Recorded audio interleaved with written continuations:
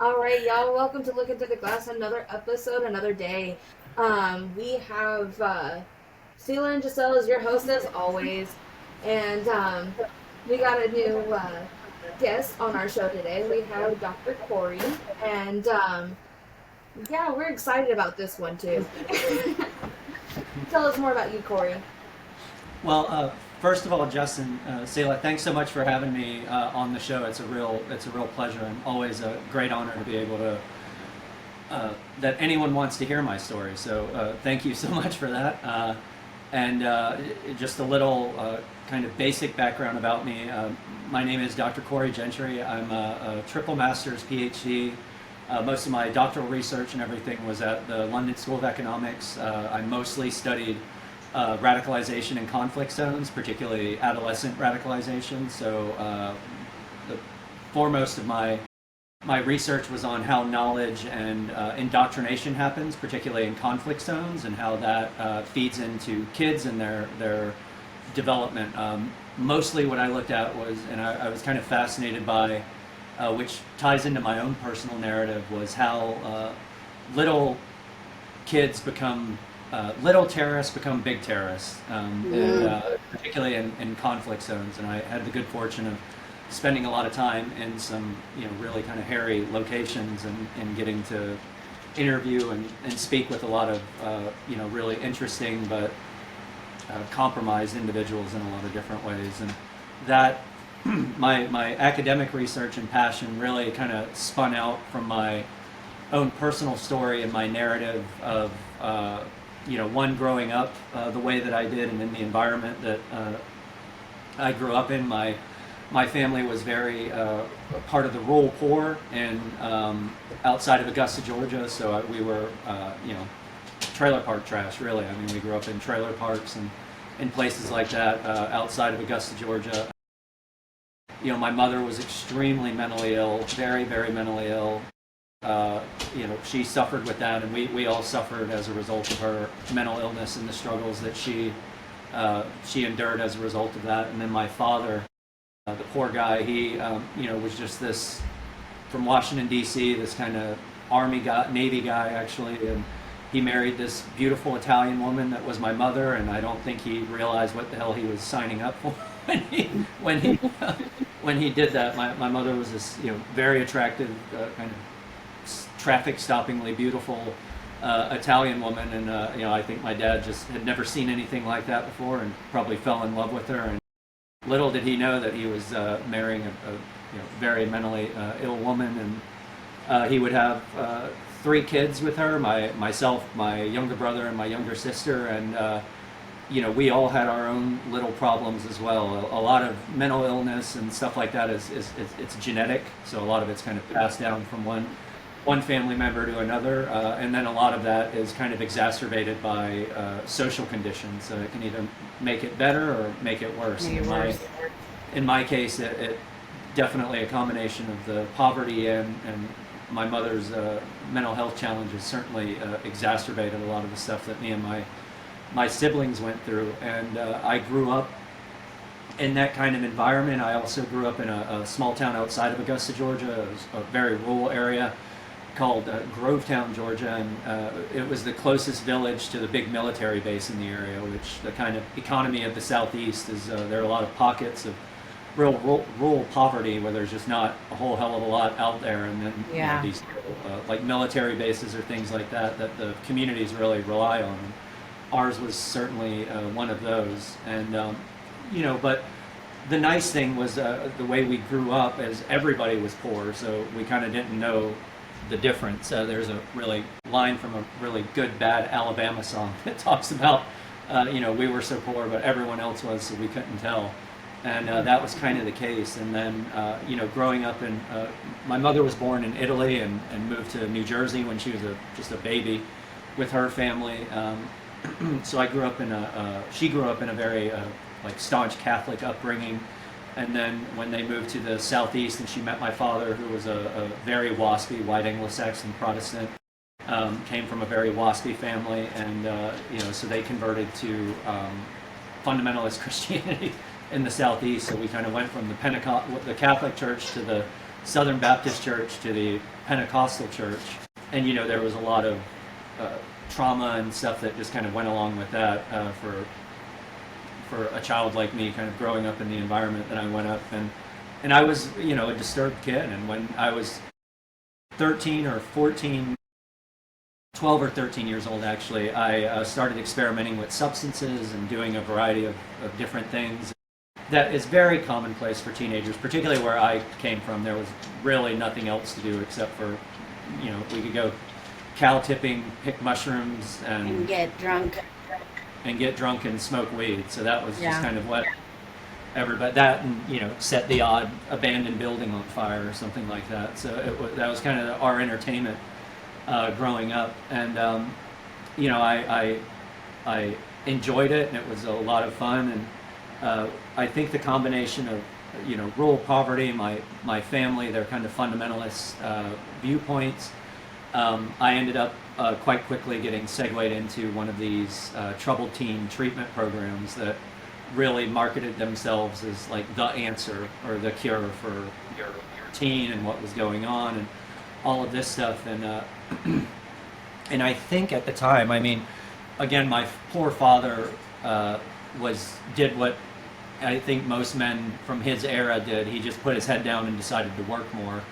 One, I think it kept him away from his crazy life at home, and he didn't have to deal with anything. So me and my brother and sister were kind of left to fend for ourselves with my mother, who was in varying stages of functionality throughout our life. And then the older that we got and the more problems that kind of amassed with that, and we moved into the brooding teenage years. My dad was just even more checked out. He was like, look, I've got this mentally ill wife. My mother was always in and out of psychiatric hospitals and trying to kill herself and stuff like that. And I think for my dad, it was just way more than he wanted to handle or could handle. So he just kind of worked. And by the time I got hold of one of these treatment programs, or rather they got hold of me, I was a bad kid. I don't know another way to. I was a pain in the ass, as my parents would have put it, and this treatment center,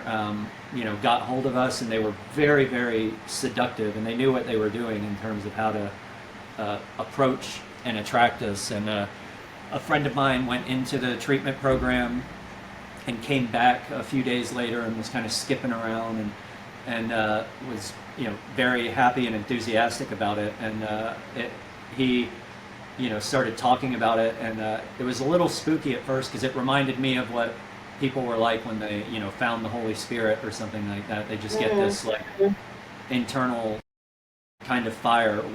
We always called it crazy eyes. It was like, oh, they got the crazy eye, the twinkle, and he definitely came back with the twinkle. But we were all kind of curious because it wasn't religious, this program that he was in. It was actually very secular. And then they were very, he was dropping out of school, which I was like, oh, yes, please. And because at that time, school was just a source of complete and utter hell for me. He was kind of the friend that always got in a little bit more trouble than everybody. There's one in every friend group, I think, and Kenneth was ours in that friend group. Just he always got caught, he always got in trouble. So he started going to this program and talked about how attractive the young women were and how they all wanted you to ride in their cars. And I was from the very poor part of town, and this was all taking place in Augusta, Georgia, which was a very affluent part of the city, and people lived in actual houses, and they went to private schools, and it was the part of town that we just never went to. And he was like, oh no, it's great, and this and that. So it was very attractive. I showed up to this support group meeting with him, and he was right. There were all these young, very attractive women that were giving me kisses on the cheeks and hugging me and telling me they loved me, and these gorgeous counselors that were, maybe 20, 21 years old at the time, which to a 15-year-old is, like peak adulthood. So it was all just very, very seductive, and we were in this really nice part of town, and they all had their own cars and drove their own cars and lived in these like gated communities that, their living rooms were bigger than my entire trailer. So it was just a complete juxtaposition to where I was from. and they immediately just showered you with love and affection, which there are two things to get a teenager to, you know, get their attention. It's attractive people and lots of attention, and they certainly knew what they were doing with me, so they kind of had me from the hook. And then, you know, I sat down and started talking about my substance use and this and that and whatever, and they were like, oh, we love to do drugs, and we used to do this, and we used to do that. And, you know, really just hashing out what we call war stories in the treatment community. And of course, as a 15-year-old around these, like, you know, 20-year-olds who I thought were the coolest people ever, all I wanted to do was to fit in. So you can imagine the sensationalism that was kind of added into my story at that time. And, you know, and then the next thing I knew, they were telling me, hey, you're a drug addict and an alcoholic, and your life is completely effed up, which at the time it was not hard for me to connect the dots with that. Yourself. Yeah, I was like, oh yeah, my life sucks, man. Like, I'm constantly suicidal, and my mom's trying to kill her. You know, it was nothing for me to just kind of, on a very superficial level, open up a little bit about what was going on. And then, you know, they said the magic words. They were like, you never have to worry about anything again as long as you're with us. And for somebody like me, that was, like, I'd been waiting my whole life. I'd been waiting my whole life to hear somebody say that. And then came all of the other trimmings with it. They were going to take me out of school. They were going to kind of separate me from my family for a while, which I was like, oh my God, please. And then it was like, you just get to hang out with us. So the next thing I knew, I was being, you know, they were talking to my parents and figuring out the finances and stuff like that, which to this day I have no idea how my parents paid for any of the stuff that we did or any of that. I'm convinced these Jewish families in Atlanta kind of subsidized whatever my parents couldn't pay for. But we were in, and then I spent the next 5 years of my life, from 15 to 20, in this adolescent treatment program. Wow, 5 years. Yeah. That's insane, because I know a lot of people don't spend a lot of time, a lot of teenagers don't spend a lot of time in the treatment centers, because in some of them, not all of them, they very quickly get out and are done with it.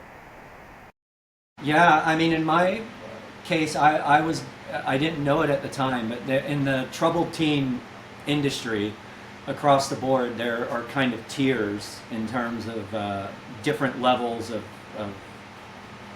ante, if you want to call it that, for how extreme some of these programs are. Now, I didn't realize it, but I kind of went into the far extreme of what the troubled teen program was, and they're typically referred to as behavior modification programs, and that umbrella term usually covers a variety of different things. So, like, therapeutic boarding schools are one example of that. Wilderness programs are kind of probably the most famous example of that. And then there are, you know, longer term kind of hybrid programs like I went through, which are more behavior modification. And the whole emphasis behind the behavior modification programs is really to break you down and indoctrinate you as much as you possibly can to get you to become compliant to whatever it is that they're telling you to do. So you get a lot of kids like me that had behavioral problems. You know, in my case, I had some learning disabilities. I had, you know, a lot of abuse and stuff that I went through. I was already having problems in school and stuff. So it was, you know, and I didn't know it at the time, but a lot of it was, probably 90% of it was because of unresolved trauma and things that I had experienced just growing up in the conditions and the circumstances that I had. But according to this, you know, behavior modification ideology, they kind of would just break you down emotionally so that you were completely dependent on them. And then their model was that they had you there, so I could only hang out with people that were in the group. I could only date people that were in the group. They removed you from school, and if you did decide to go to school, they had this kind of pseudo bullshit school that they had created that was attached to the treatment program.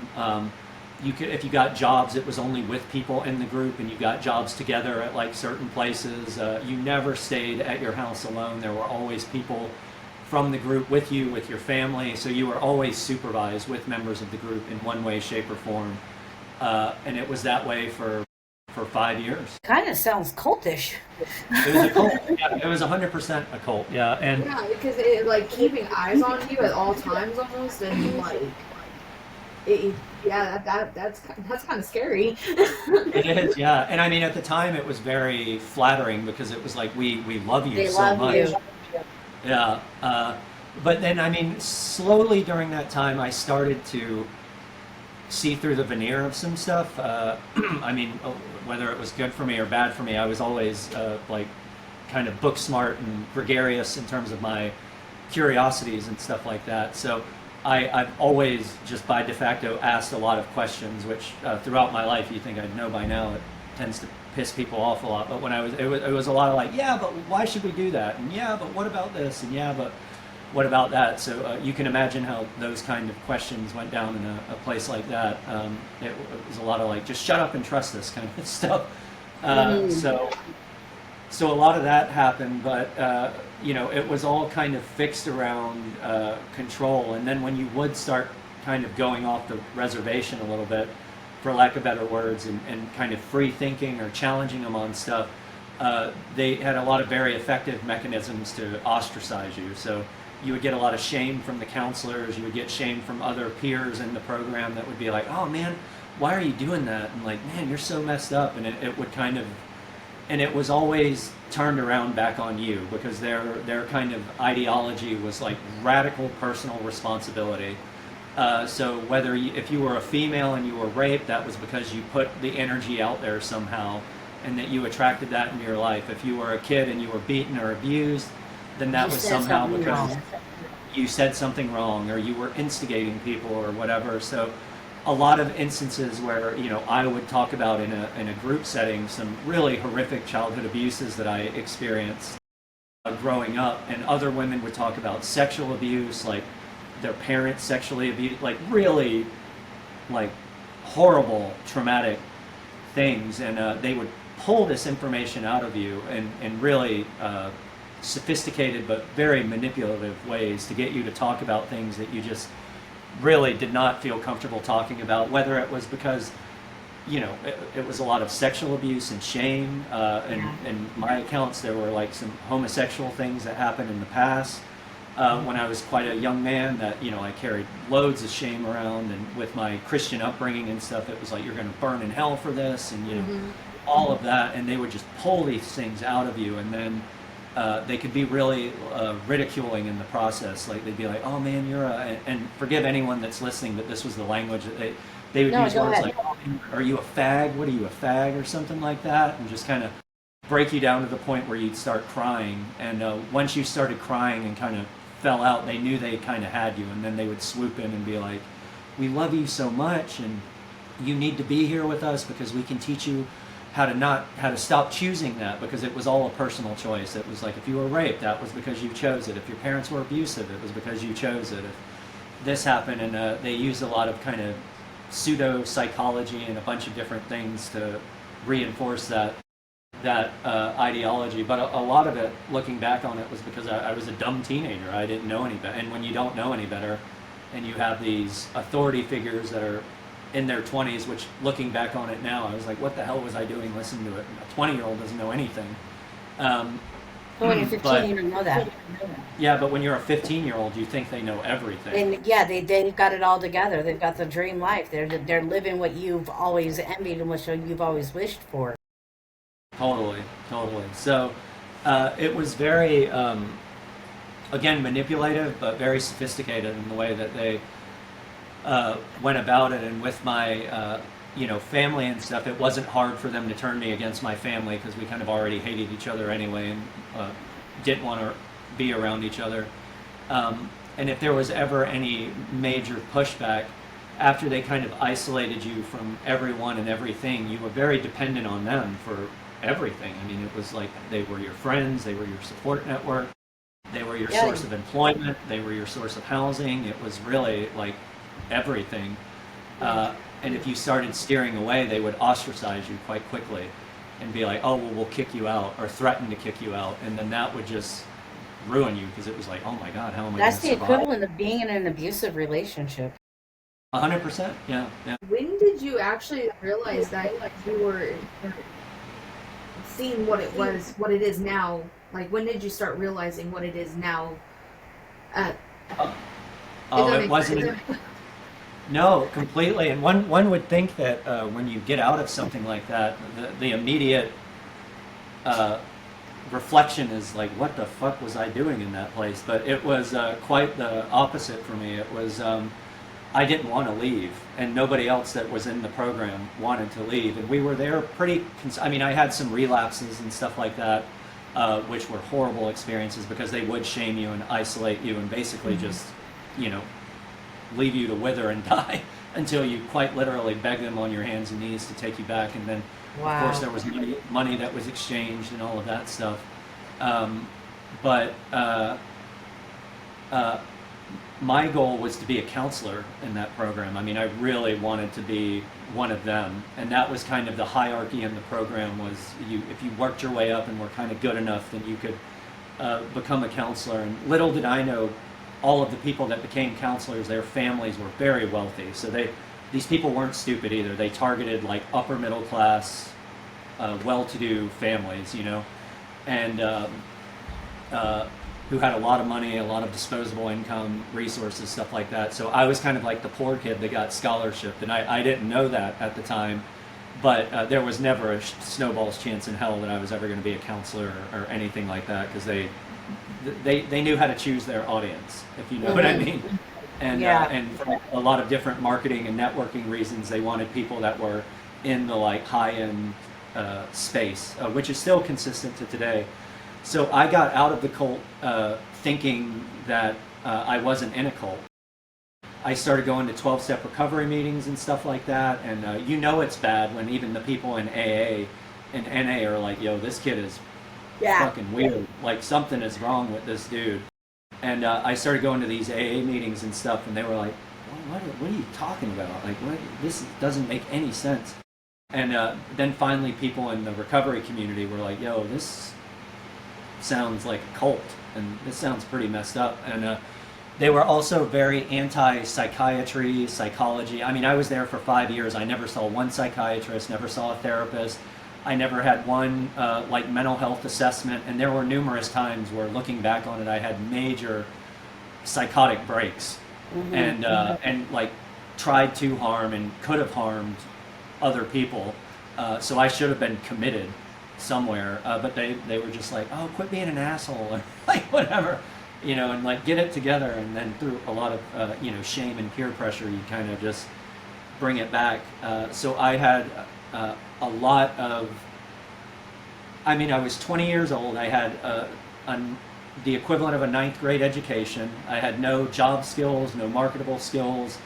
I had no real people or social skills other than the people in the cult, which we had our own language and way of kind of interacting with each other. So outside of that context, everybody was like, what the hell are these people talking about? We sounded spooky, you know? Yeah. And we sounded like we were brainwashed, because we actually were. You I mean, it's were. quite bad.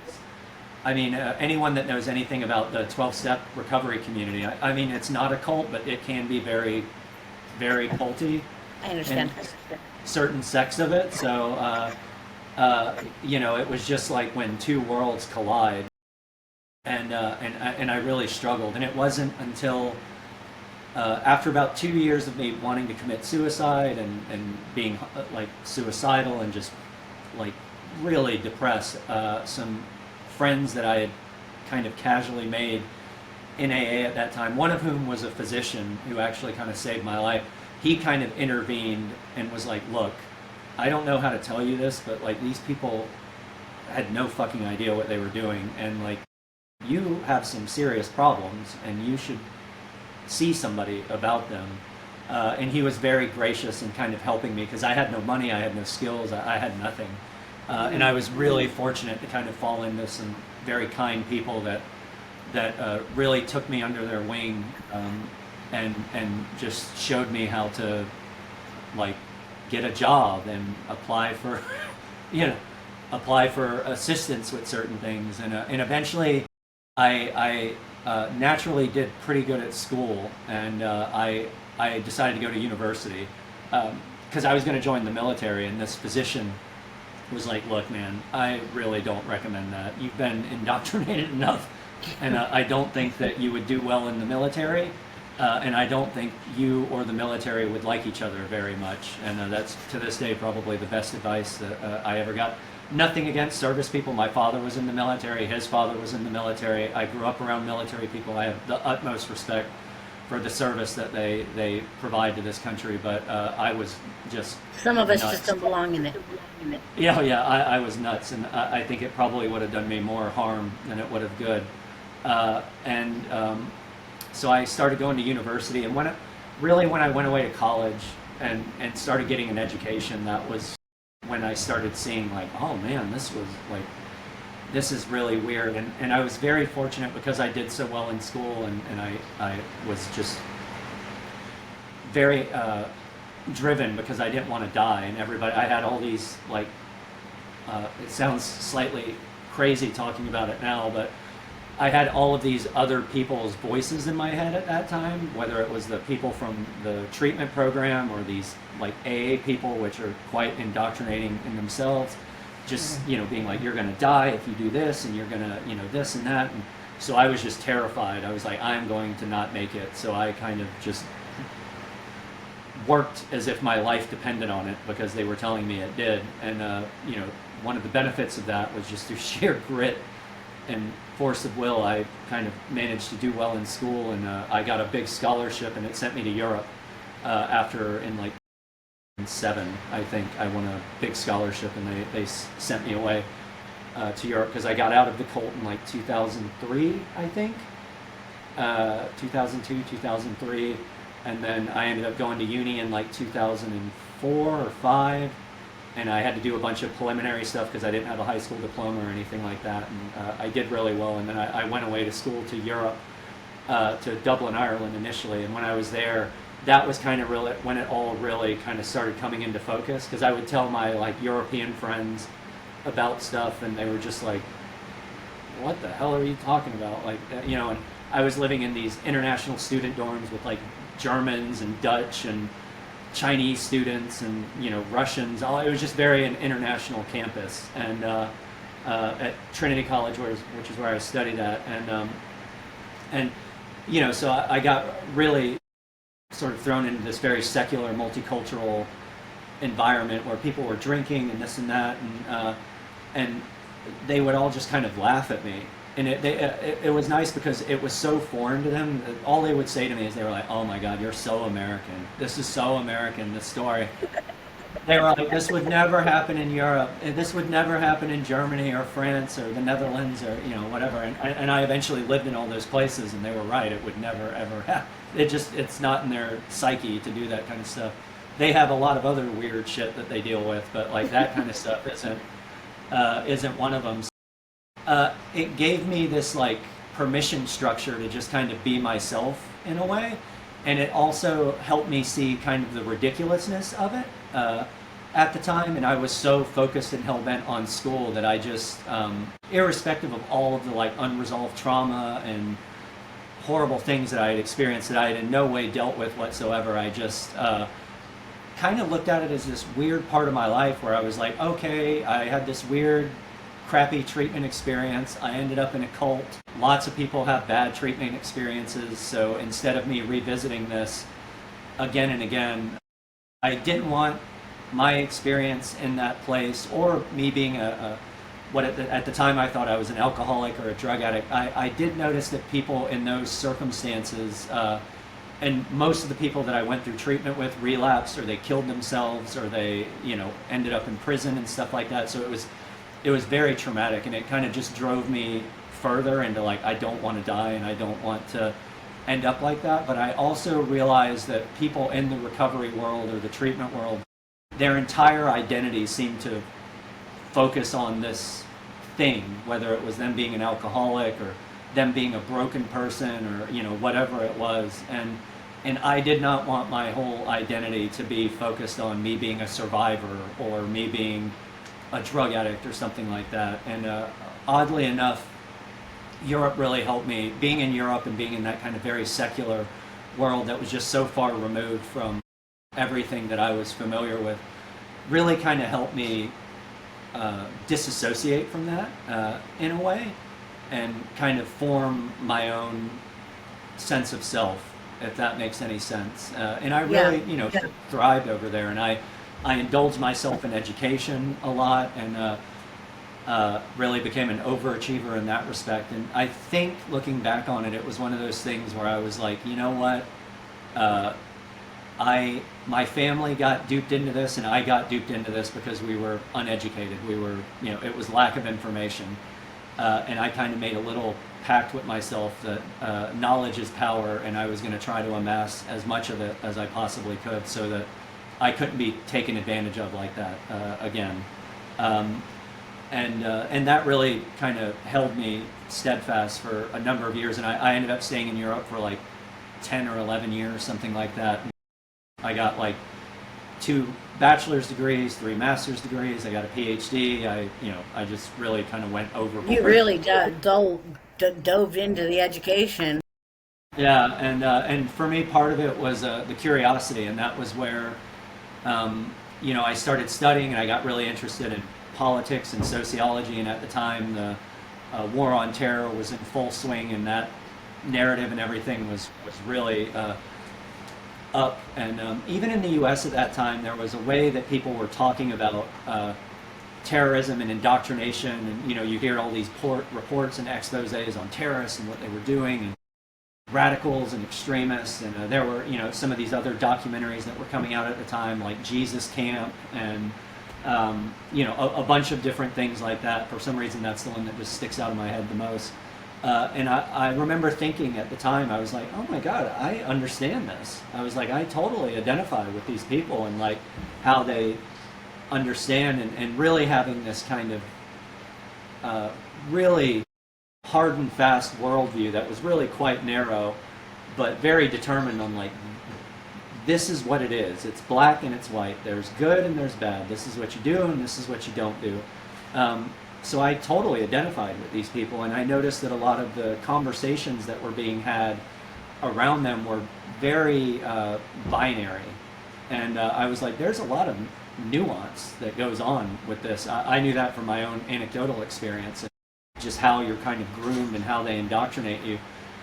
So I really got fascinated by political violence and stuff that these cults and things like that people were going through, particularly the military, and how the military, and I'm not saying it's bad, there's indoctrination and then there's indoctrination, but there's a form of indoctrination that people go through in the military, and they joke about it. There's like the right way, the wrong way, and then there's the military way to do it. It was kind of like that with a lot of these programs. It's like there's the right way, the wrong way, and then the way that we're telling you to do it. So I could really identify with a lot of this stuff, and it piqued my curiosity. And initially I was really interested in like U.S. foreign policy and how ideology influenced foreign policy with like high-level actors and stuff, so presidents or national security advisors, things like that. And then I got more interested in kind of more community-based, community-level focuses, like how kids in conflict zones are able to deal with the conflict. And in conflict areas, they always have what's called interface points. So it's like these areas where on one side of the road it'll be I'll use Northern Ireland, which is a conflict that I'm quite familiar with, and I think in the West it's quite easy for us to understand it because most Americans are familiar with it. You have these Protestants on one side of the road and then Catholics on the other side of the road, and then there would be these intersections, which are quite literally, it could be a corner shop, or it could be a pub, or it could be a whatever, that kind of cross these conflict boundaries. And it didn't matter if you were a Republican or a Unionist or a Catholic or a Protestant, you'd all see each other at the Tesco or the supermarket or whatever. So there were these kind of small community pockets where people they had to interact and they had to kind of get along. And it could be a superficial conversation of like, oh, how you doing? Or it could be like, how are the kids? Or whatever. But in these very segregated societies, there were these kind of interface points, and I became very fascinated by how people that were no less than indoctrinated in these conflict communities were able to kind of come together, and I started looking at like 12-step recovery communities and how they were able to bridge conflict divides and a bunch of different things like that. And then I expanded my research to a more PhD level focus, which was on divided societies generally, and focused on like how knowledge is created and how knowledge is sort of synthesized and then utilized in conflict zones, depending on the side of. So you're having a heyday these days and age, aren't you? Yeah. So I got out of my doctoral research and had a bit of an existential crisis because I realized quite quickly that I didn't want to be an academic, and I had a lot more fun, interviewing terrorists or former terrorists than I ever did, writing articles or anything like that. So I decided to make a little bit of a career change, and I got recruited by a company that I was doing some consulting work at the time for in a sort of weird way, and ended up moving to Los Angeles as a marketing and advertising manager for a luxury automotive brand, a German luxury automotive brand here in Los Angeles. And so I was, I kind of immediately went to this other world where I was, at all these swanky Hollywood events and in Beverly Hills and doing all this stuff, selling and advertising, really overpriced cars to people with more money than sense. But I was still kind of involved in the recovery world at that time, and there were like 2 degrees of separation in Los Angeles from like the AA community to the like treatment world. And by that time, the Affordable Care Act had been passed, so like behavioral health care was codified in legislation. Insurance companies had to start paying for it. And I was really removed at that time from the behavioral health world. I in fact kind of made a vow to myself. One, I knew that most of the counselors were really broke. And 2, I was just like, well, they were all, ignorant. So I wasn't going to let that get in the way. And I really wanted to make money. At that point, I grew up in rural poverty. And then I was a student. So I was like, look, I've spent my whole like teens, 20s, and now part of my 30s being very broke, so I want to make money. That sounds like a really great idea to me. So the luxury automotive space was kind of great for me because I turned out to be very good at marketing and advertising, and I did very well. And through kind of being connected to these treatment programs, just by virtue of seeing people in recovery, they became very fascinated in me because I had a great story. I had this kind of rags to riches story. I went through treatment. I had been sober for 20 years at that time. I was handsome. I was young. I had a great academic pedigree. So they were just kind of fawning over me, and they were like, "Oh, why don't you come to work for our treatment center? And why don't you do this? And why don't you do that?" And I had amassed quite a nice network at that time too, because I had the privilege of going to Ivy League schools, and I was around a lot of the kind of global elite at those schools, because we used to always joke at the London School of Economics anyway, it was like where the global elite all send their kids to go to school. So I was in school with like Omar Gaddafi's son was like one of the guys in my PhD cohort, and there was another guy, his father, another girl in my PhD cohort, her father was like one of the equivalent of the Joint Chiefs of Staff to like the Chinese military, and then there was another one who her family was like Taiwanese royalty, and it was just kind of like the Really high. it was the creme de la creme of like royal families and Arab oil elites and all of that stuff. So I had this very high level network, and the treatment centers really loved that. And I kind of knew how to speak to high net worth people and diplomats and whatever. So they really liked that, and then I had some really good marketing and advertising chops around me. So I started sort of just tacitly doing some work with these treatment programs, initially pro bono, because I thought they were all broke. I was like, okay, I'll give you some advice on this, or I'll give you some advice on that. And a lot of it was my friends in recovery. So I was like, okay, I'll help with this, or you know how it is with friends. They always rope you into shit that you're like, oh, why am I doing this? Yeah. So that was kind of it. But I found out pretty quickly that you could make a lot of money in the treatment space, and these guys were all driving the cars that I was marketing and advertising about, and I was like, oh, how are you driving a Rolls Royce, or you have a Bentley or a Lamborghini or a Ferrari or whatever. And they were like, oh, I own a treatment center. Oh, I own a treatment. It was like everybody owned or worked in a treatment center. And I was like, well, how the hell are you guys doing this? And I started realizing like, oh my God, these people are making millions and millions of dollars a month off of this. And they started throwing money at me. So at the time, I was still somewhat mission driven. I was like, I'm not really making much of a difference in the world. Selling Rolls Royces to billionaires. You're not really moving the societal needle much doing that. So I was like, well, maybe I can make some money and make a difference at the same time. And, at that time, I still had my own PTSD from treatment, but, I've been in recovery for 20-something years, and I realized that my experience was very unique in comparison to the kind of wider recovery world. So I started working in treatment, and then after about a year or two in the treatment industry, I rose very fast, and within a year or two I was, not to sound too braggadocious, but I was definitely like one of the top, if not the top paid like business consultant in the treatment industry. People were throwing like 30-40 grand a month at me to come on and do consulting projects with their treatment programs and stuff. And but at that time, during that time, I kind of gone through a few different programs. I worked on a few different consulting projects, and I started to connect the dots a little bit more with my experience when I was a kid to what was going on in the greater treatment world. And really what started happening was I started running into other survivors that were in the treatment space, and I was like, oh my God, I'm so sorry, and this and that. And then people would kind of bring up the fact that like, I can't believe you work for these treatment programs, or I can't believe you work for that treatment program. And I was like, oh, what are you talking about? Like, I know, this is a hypothetical name, but I know James. Like, James seems like a great guy.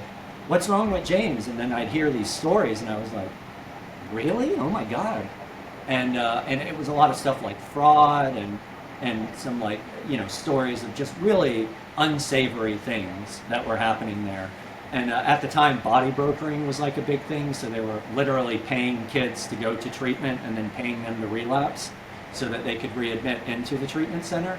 And I had heard about some of this stuff, but I was like, oh, and we knew, and everybody kind of knew that there were people that were doing that, but it was just like, oh, stay away from them.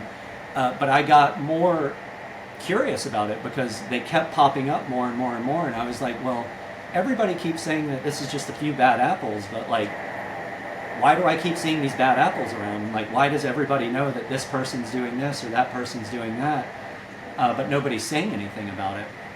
So I started speaking up, and I started getting fired as soon as I'd start like asking questions. They were like, oh, or I'd get very terse answers like, oh, well, don't talk about that, or we're not going to do this, or you'd sit down and they'd be like, look, they're a great business referent, X amount of our referrals come from this person, so like, you need to basically shut the fuck up, is what they were saying.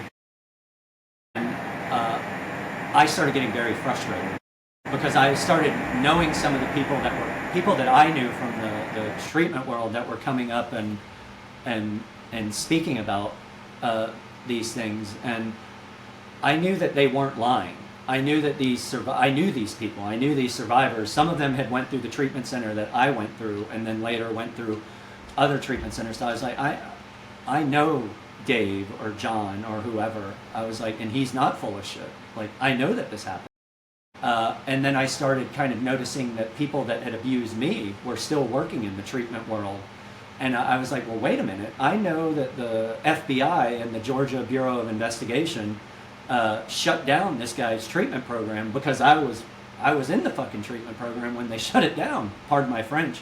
Yeah. But and then these other folks were like, oh, those are just a few bad, and they were trying to justify it. And I was like, no, are you calling me a liar? Is that what you're saying? So I started really getting a bit more confrontational with people in the industry about it. And then they were like, oh, well, you have to understand that this was a different time and this is that and whatever. I was like, yeah, but these guys definitely did illegal things.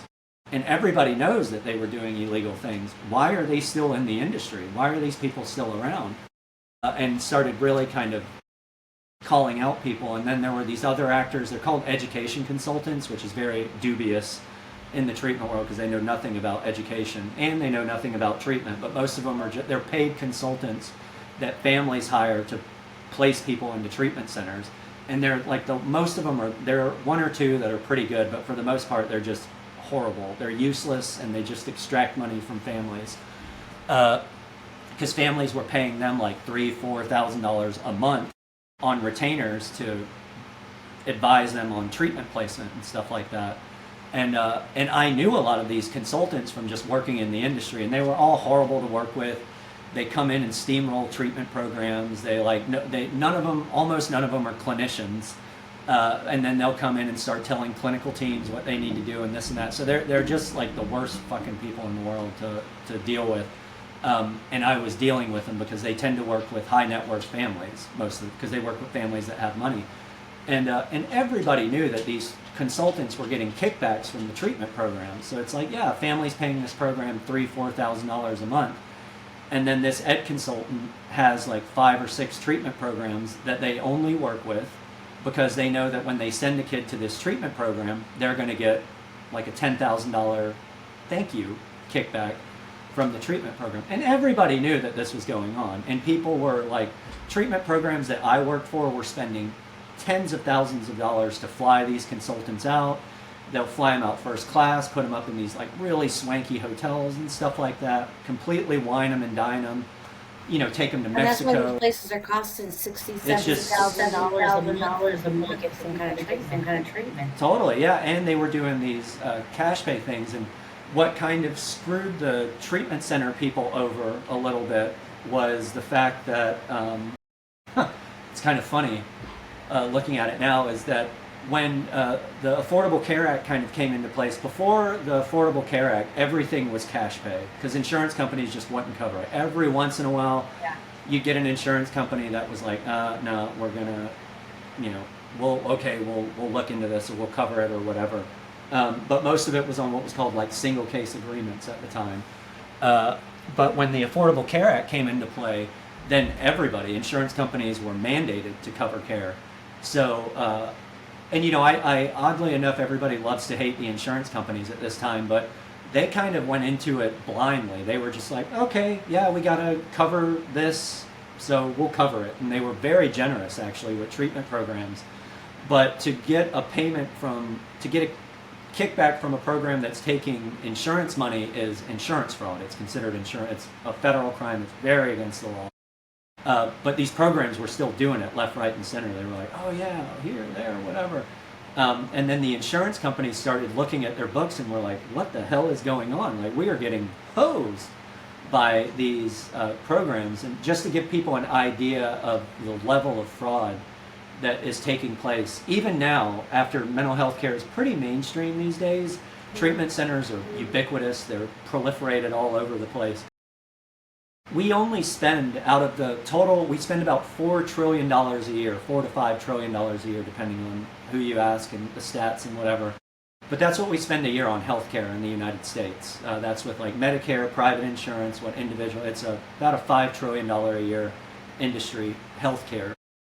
Behavioral health and substance abuse only makes up between 3 to 5% of that, depending on what stat you look at, what you talk to. Behavioral health care accounts for almost 20% of all healthcare fraud. So that just kind of gives you an idea of what you're dealing with. This little like piddly part of the behavioral health or the overall healthcare industry, I think it's like $30 billion or whatever it is now. 3 to 5% depending on who you ask. But makes up for about 20% of all healthcare fraud in the United States. That is an insane amount of fraud. Oh yeah. Crazy amounts of fraud. This little portion of it. Yeah, this piddly little sector of healthcare makes up about 20% of all healthcare fraud. And So these insurance companies started cracking down a little bit, and the feds got involved because the FBI. I mean, God love them. I've worked with the feds on a variety of different capacities and stuff like that. I mean, they really are poor guys. They're really trying. They're really trying their best to do it, but they tend to, like most government agencies, they're somewhat resource restricted, and they tend to go for, and I've talked to many federal individuals about this, and they're like, look, dude, you have to understand that, like, we typically only hunt whales because we want, like, big ticket items Big fish, yeah. that get the press too as well. And also, if the federal government's going to spend, like, $250 million or $1 billion on investigations into these companies, then they probably want some kind of return on investment where it's like, okay, we're going to take down someone that's defrauding insurance companies of billions of dollars, as opposed to these companies that are just kind of nickel and diming insurance agencies. And unfortunately, insurance companies are the same. I mean, I've had one, I won't name them out of respect for them, but I've had one insurance company where they were like, look, dude, stop calling us, because I called their fraud. I've called their fraud line so much to be like, look, I know that this company's doing this and this company's doing that, and you're getting hosed on this, and I can, like, walk you through this and that. They're like, look, you really have to stop calling us because you're not telling us anything that we don't already know. There's just so much of it going on that we literally can't keep up with the volume. Like, we don't have the bandwidth to keep up with the volume. That's impacting people on the insurance portion. 100%. On the other side, insurance. My husband and I have been talking about it. It's going up and up and up and up and up. And there's got to be. And what they're covering is going down and down and down and down. And it's, unfortunately, the byproduct is our regulators don't really. We tend to use very blunt instruments as opposed to surgical instruments to deal with these kind of problems. Mm-hmm. So what the insurance companies and regulators do when they see this is they're like, oh, well, we're getting screwed, so we're just going to chop rates across the board. And the people that end up suffering are everyday folks like me and you, that our insurance premiums end up going up 20% a year because these guys are, losing, I think it's like $15 to $20 billion a year in healthcare fraud. Then insurance companies are like, well, we're getting hosed by these treatment programs, so instead of punishing the ones that are doing nefarious activities and then rewarding the ones that are actually giving good care, which there are some good programs out there that are doing really good work, they just will blunt instrument cut everybody's reimbursements across the board. So then what happens there is typically the good providers that are more mom and pop oriented facilities, they can't handle it, so they end up folding and going under, or just moving to cash pay models where only the 5% can afford it, where these like corrupt organizations that mostly have like private equity backing or some kind of mainstream funding, they just can sort of weather the storm because they can handle the fines and they can handle the cutbacks in reimbursements. For them, it's like, well, we'll just get bigger and we'll treat more people and bigger populations and whatever. So you really lose a level of quality control in the process of that. So what's really happened now is there's with the advent of private equity companies, there's just this proliferation of particularly adolescent treatment programs, because these folks aren't stupid. I mean, they know where the money's at because insurance companies still reimburse higher for adolescent care than they do for adult care, and they know that parents that are desperate will do anything for their children, anything. And kind of the basis of my book and Selling Sanity and all of that is really examining, is the help that we're giving actually helping or is it hurting people? And I would argue that 80% of the treatment that we're getting that is administered or given out there, at best trying to be as optimistic as possible, just maybe maintaining a very low status quo.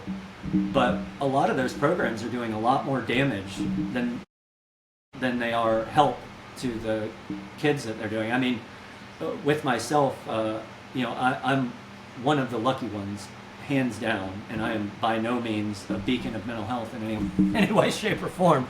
But I'm one of the lucky ones that's managed to kind of come out, and I have, a somewhat stable career and job and, all of that. Although if you want to see a piping hot career go ice cold, just write a book and start whistleblowing about things going on in your industry. It's a great Yeah, way to no, become. you're 100% correct on that.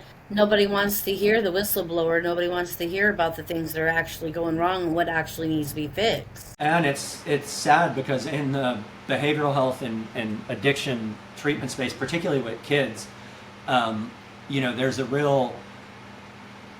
there's a big tendency to just gaslight the the client or the individual that's the whistleblower, the person that's saying the abuse has been because they have a behavioral health diagnosis, or because they had a substance abuse problem, or because they whatever, and it's really easy to just be like, oh, they're crazy, or oh, they've got this mental health disorder, or oh, they're a drug addict and you can't trust them, and we were just doing the best that we could, and it's their fault that they didn't get better. But then what I try to do in selling sanity and a lot of this is like, okay, well, let's look at the data then. Let's look at the data and see what's really going on here. And if you look at the data, these companies, particularly the private equity backed ones, are really good at displaying they call it outcome study measures, but it's really marketing material as empirical data. So there's nothing really empirical about any of it. They're not having third-party organizations come in and monitor what they're doing and then report on it like any nonprofit or government organization would. You'd have a third body come in and you'd have your assessment, and then you'd have their assessment, and then you'd have the outcomes of both of those assessments. In the behavioral health space, there's little to virtually no oversight that happens. Any of the regulators that come in, they typically give them like a month's notice before they come in, and then they tell them exactly what they want to see before they come in there. So you can imagine what that's like. Even restaurants, like health agencies randomly show up and do health checks of a kitchen. You don't even get that in treatment programs. If they do, they give them 30 days notice, and they already have a relationship with the person that's coming in to do the auditing. So you can imagine what that's, what How that's easily like. they're able to blow things off, and how easily they're able to excuse, like you were saying, oh, well, that person's just saying that. Look, they're not taking their meds like they're supposed to. Oh, yeah. That's why they're here, or whatever. Yeah, we're very good at papering over failures and this kind of stuff. So, but when you really dig in, and there have been some great studies that have been done where they really do, and I just tell people to look at third-party providers when it comes to who's doing and administering outcome studies. But for instance, I can't name specific names for a variety of legal reasons, but there are a few private equity-backed treatment programs out here, one of which I will name. They don't really do stuff in the adolescent space, but they're called Odyssey Behavioral Health. And it's a private equity company, and they own a bunch of treatment programs throughout the country. They love to talk about their outcome studies, and what was one of them? It was we have a 75 to 85% success rate with individuals that complete our program. That's the important part. And they love to throw these fucking studies around as if they're gospel, and people that come here, and it's a total marketing tool.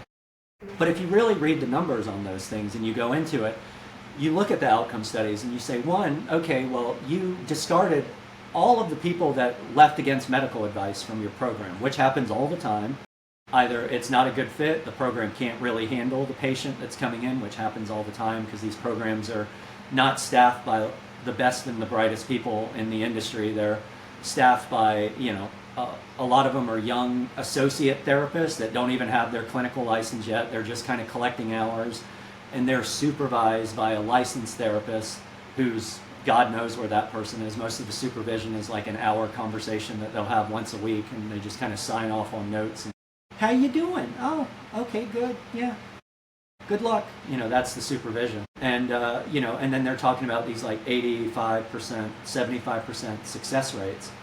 And, but then it's okay, well, you just discounted all of these people that left against medical advice. I don't see any stats about people that have died in your treatment program. Are there any people that have died in your treatment? Oh, there are people that have died in your treatment program. Okay, why isn't that on the statistic?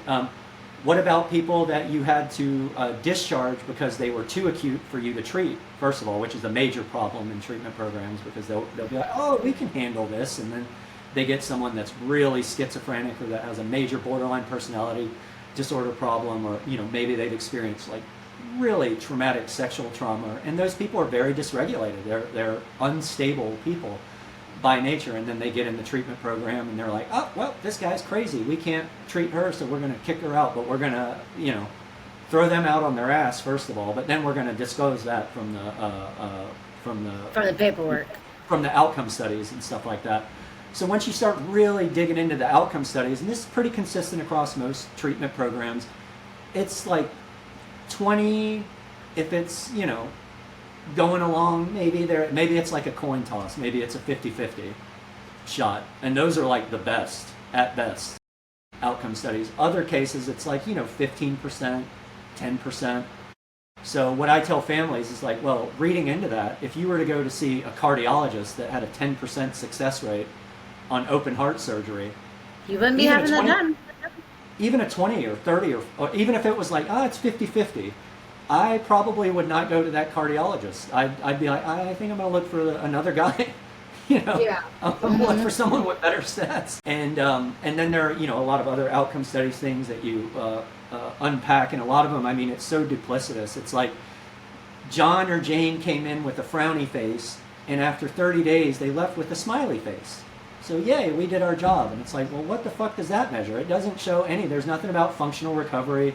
There's nothing about like overall outcomes, how these people will survive in like basic social situations that are high stress by nature.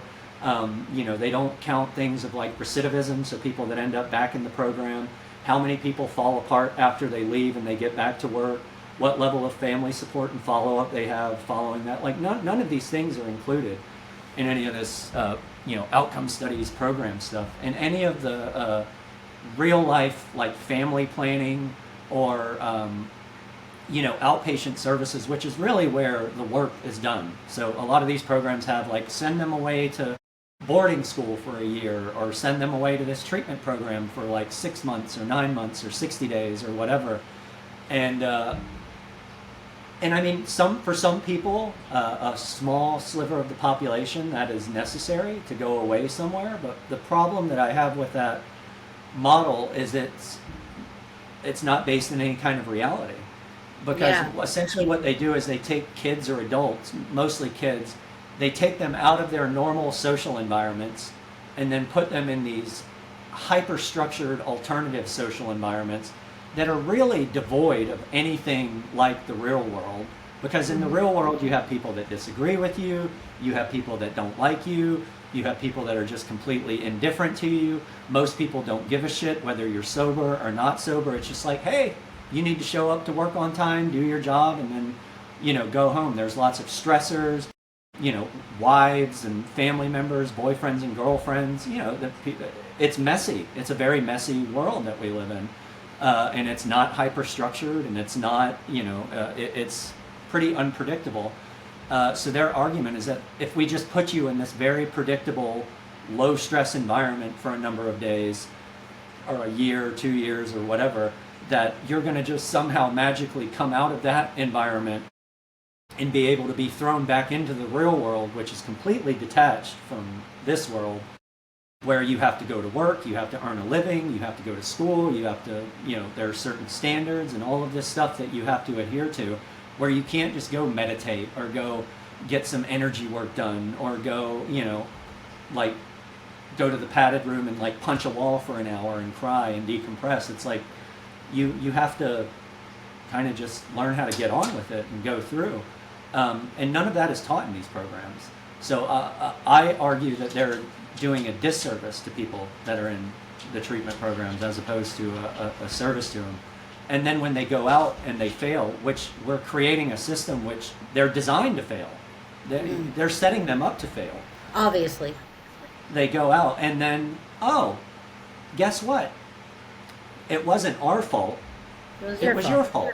You just didn't do the program right, or you didn't do this right. You didn't want it bad enough. You didn't want it bad enough. So for the low, we'll give you a 20% discount this time, and we'll let you come back to the treatment program.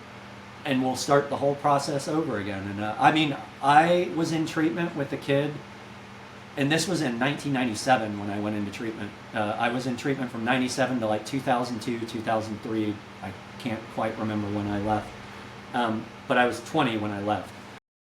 And I was in treatment with a kid who was a year younger than me at the time, and his family were these very wealthy restaurateurs. They owned a lot of national restaurant franchises that were very popular and throughout the country still to this day. His name was Bob. We'll call him Bob because I don't want to, identify him. But his family, 14 years old, his family had already spent over $1 million on treatment for him at that time. Wow. And I can tell you that is a drop in the bucket compared to what a lot of other family. I mean, I know a young gentleman that I was very fortunate to help, who was a very troubled young man, older, but very successful, sold multiple businesses to companies for worth billions of dollars. And he had spent, I think by the time he had come to me and I helped his mother and some other people on advising for treatment. And these people have unlimited money.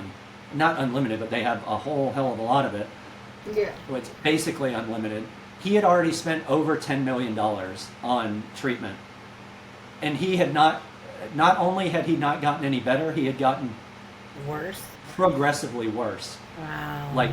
Really deteriorated. Well, because every time they fail or they come out, which, like you said, is designed, they fail, and then there goes that shaming. There goes that, oh, it's all your fault, and it has nothing to do with what we did. You just didn't know how to do it right. Yeah, and I mean, some of it is, patients. You gotta want it, no matter what. Yeah, I mean, some patients are they're very difficult patients psychiatrically to deal with. And I mean, particularly with some kids that, just tragic what they go through. Kids that have gone through the foster care system and stuff and have just been abused and abused and abused. And on top of the abuse, they have major feelings of neglect. And, and those present with oppositional defiant disorder is very real, and it can be very difficult to deal with. They can be physically very aggressive.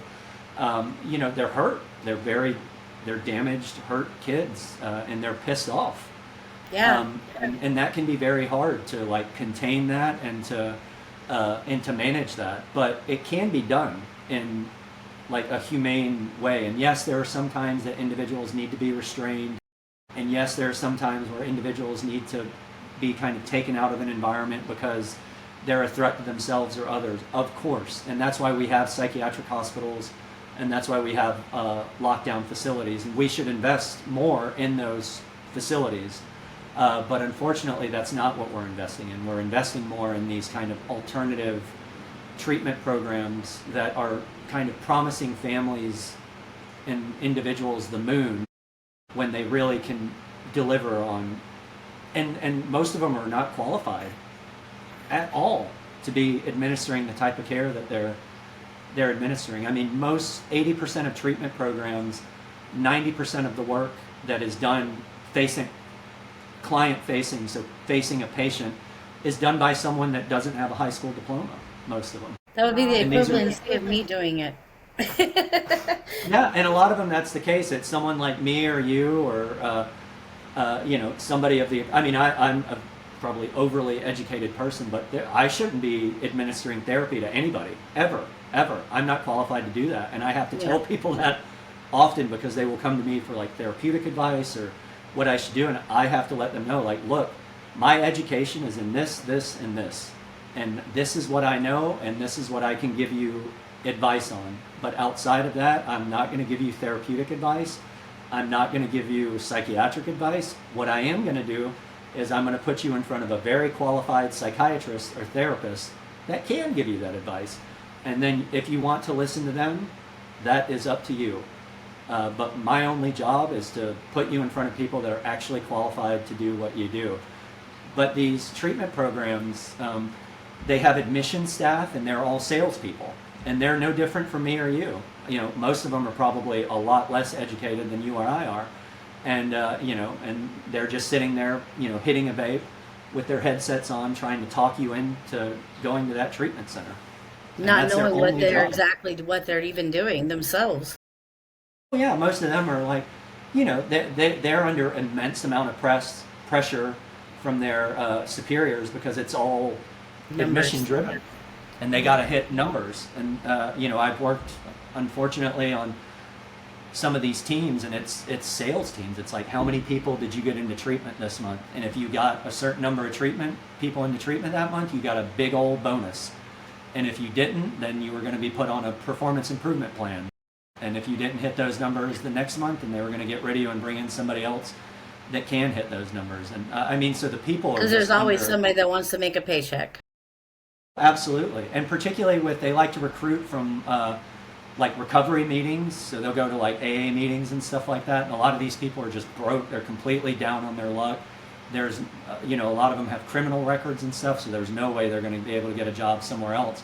And then this treatment center comes along, and they're like, "Hey, I'll hire you, and I'll pay you this amount of money. And you know what? If you can get eight people in treatment this month, I'll give you $20,000." And for somebody that's a drug addict, that's on the street, that's never made any real money in his life, that doesn't have a high school education, who was maybe like a plumber's apprentice or something like that before, in a rural town in like Arkansas, that's a hell of a lot of money. Yeah.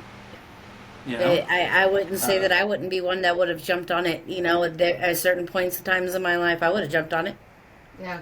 I would have Yeah, jumped so on I it mean, in a heartbeat. yeah, so I mean, it's very, it's very seductive, and there are people that are just constantly lining up to take these roles. And on the business development and marketing side, which is what I was on, I was never on the admission side, although I worked with those teams a lot, so I know exactly what they are and what they do. It was the same on the business development side. I mean, even though it's illegal, highly illegal, to hold admissions or advertising people to like admissions quotas and stuff like it's very illegal because it's considered body brokering, which is a federal crime. I can't think of a program that does not hold As I people to say, that they all standard. do it. All of them. Odyssey behavioral health probably being like the worst. I mean, I know a gentleman that was just fired from there. He'd been there for like 3 years or something like that. And Odyssey's a program I intimately know because I've whistleblowed about them, and I refused to sign an NDA with them after they left. They tried a bunch of different stuff, but it wasn't going to happen with me. So I get to talk shit about them as much as I want. Which is quite gratifying. I love it. She's over here giggling. But their business. I mean, I know a guy who was just fired from there, and he had been there for like 3.5 years or something like that. Business development guy, always hit his numbers, always did this and that. Was fairly ethical. I mean, I had some problems with him because he stayed on with that program just because they're heartless fucks, I think. But he was there and had a wife who just had a baby, and she's now pregnant again. And the first month that he didn't make his numbers, they were already putting him on a performance improvement plan after being there 3.5 years. Pregnant wife, They don't care. with a new baby on the way. They started pipping him, and then he just said, "You know what? The hell with this. I'm going to quit." And they didn't even bat an eye. They were like, "Okay, thanks, great. You just need to sign this and move on." And I started asking questions about this stuff about 2 years into it, because I was like, "Why is nobody saying anything about this? And why is And that is a quick way to get people to stop calling you back and whatever." And that was ultimately when I decided to write my book, and I stayed in the industry for another several years after that, but it was with a purpose to kind of uncover what was going on in the behavioral health industry. And, I like to make a distinction in my book and in anything that I do, that there are professionals out there that are doing God's work. I mean, they are really trying to help people. They are amazing people and programs that are out there.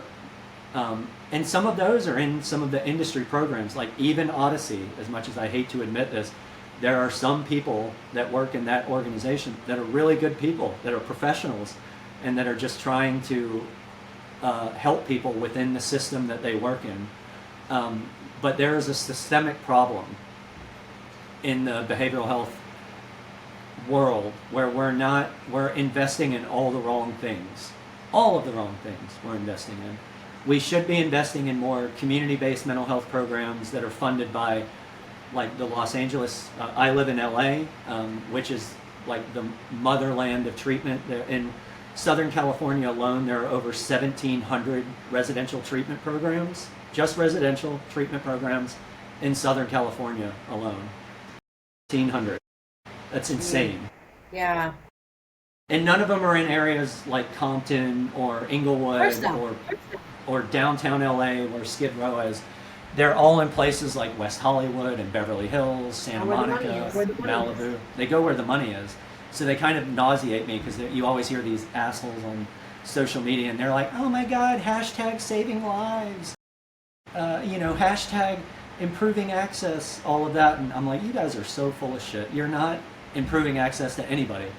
You're opening up a program in a highly economically viable demographic. You're not helping the poor Latino or African American kids. It's overwhelmingly WASPy. It's white Anglo-Saxon Protestants, very middle class, and like very wealthy Jewish families as well, I would say, because the Jewish culture in general is pretty friendly towards therapy generally, and they have a lot of money.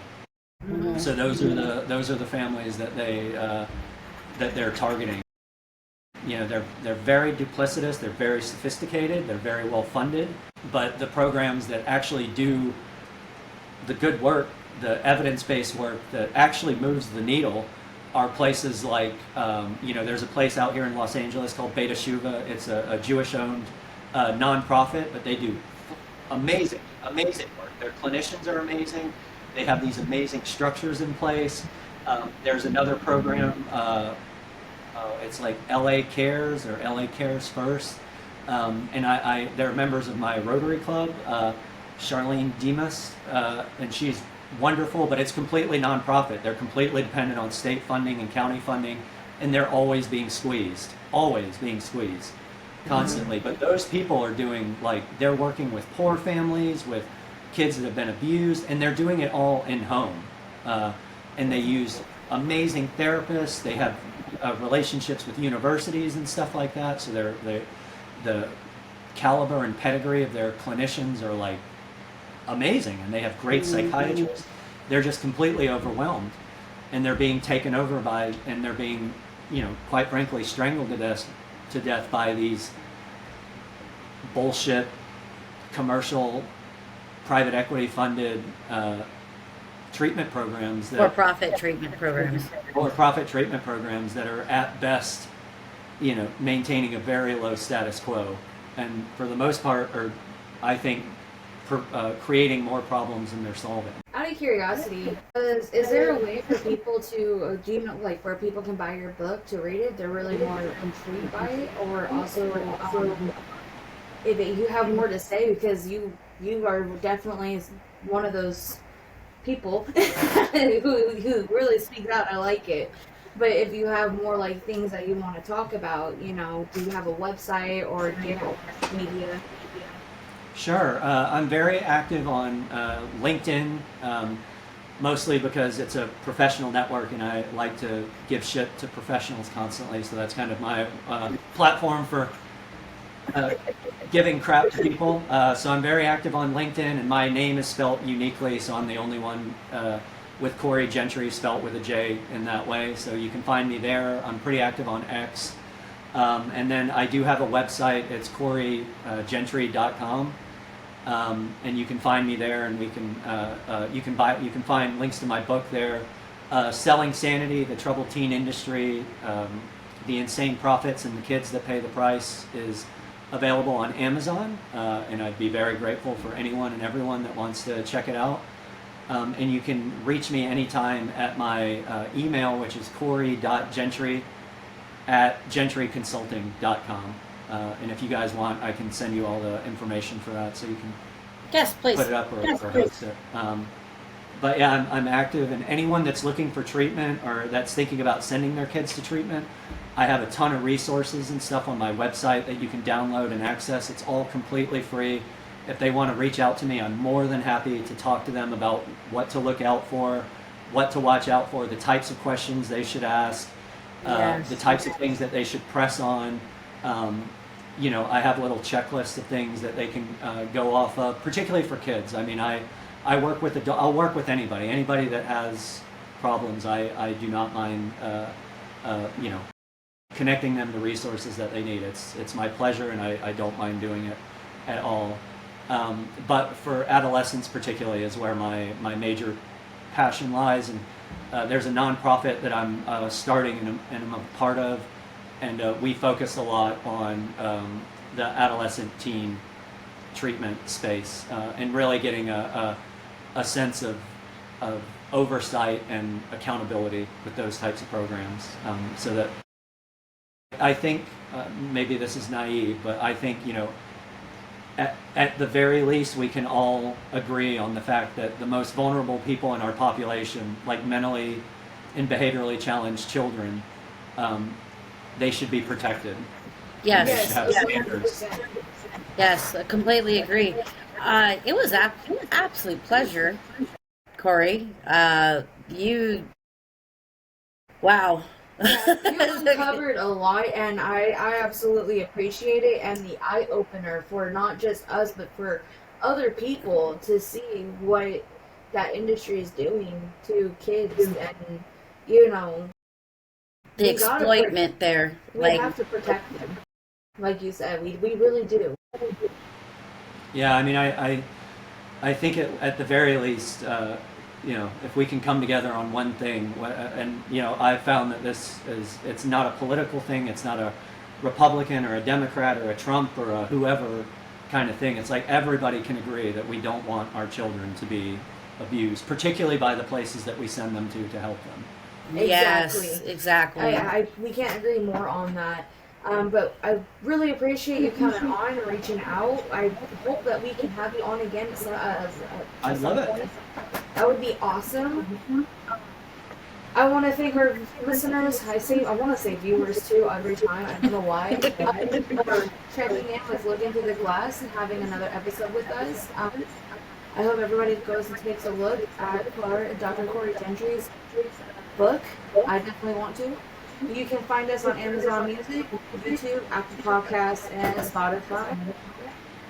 You can also reach out at Look In Through the Glass email, and you can also check us out on TikTok, Facebook, and all that other stuff. We want to thank everybody for listening. Thank you guys so much. Thank you so much.